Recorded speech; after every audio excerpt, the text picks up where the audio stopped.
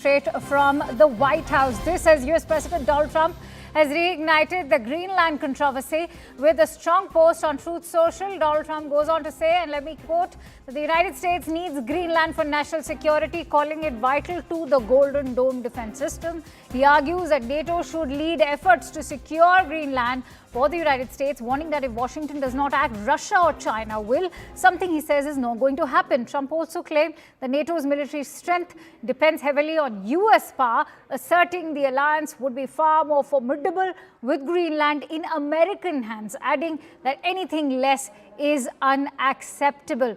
Let's quickly go across to Ambassador Ashok Sajjanhar, who's joining me on the phone line.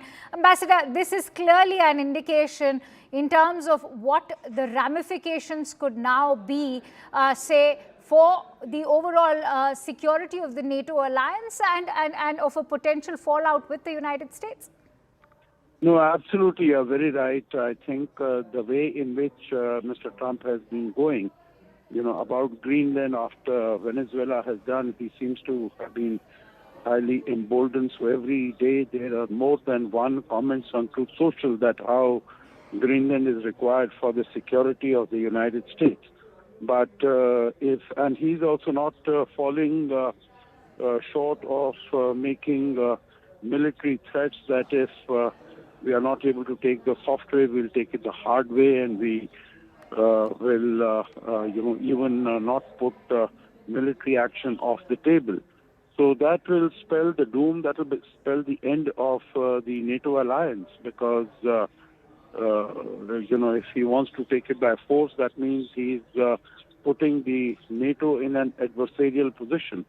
And as far as NATO is concerned, it is the United States that really commands more than 70% of the arsenal of the weaponry of everything. And that's something that the US President himself has in fact pointed out too. So Ambassador, as we speak, remember the White House and the Greenlanders are in fact bracing up for a summit which is also going to be extremely pivotal to the future of the Arctic. What do you think is going to be the spirit of this summit? Is it going to be confrontational? Is it going to be one of compromise, given that it will be presided over not just by the foreign ministers of Denmark and Greenland, but there'll also be the US Secretary of State, Marco Rubio, and the US Vice President, J.D. Vance? Yeah, because I think even Denmark has said and Greenland has said, because they know that they can't stand against the military might of the United States. So they would like to have a discussion. They would like to arrive at some sort of a compromise, barring challenging the sovereignty of Greenland.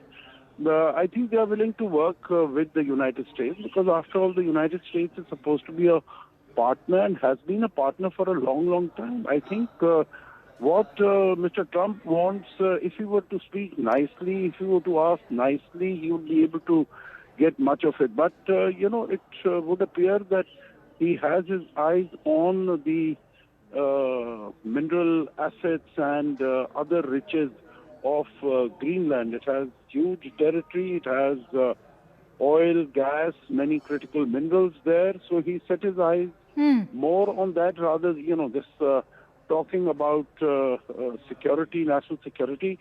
That could be an element, that would be an element, but that is basically a facade. What he's spoken about Venezuela, that it is narco-terrorism, that it is cocaine.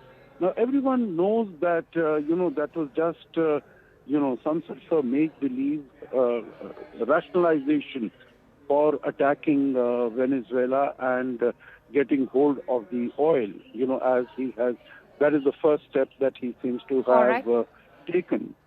Interesting that you highlight those very critical points over here as well. Many thanks to you, Ambassador. Pleasure speaking to you as always.